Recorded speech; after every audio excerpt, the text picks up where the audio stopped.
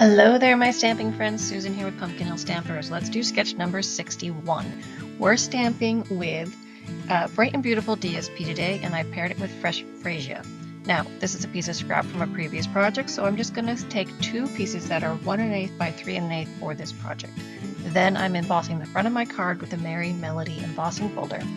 When I do my stamping, I started with my sentiment at the bottom of my panel, then I added the large flower above that, and then I stamped 3 times the half flower, kind of to fill in the white space. So these are the parts and pieces we're using for the project today, and you can get the details on the mini tutorial subscription. Just use the link below.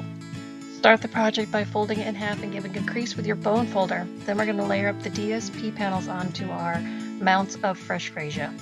Then I'm going to add those pieces to the front of our embossed card, and then with dimensionals I will add the sentiment that will span the top and the bottom sections of DSP.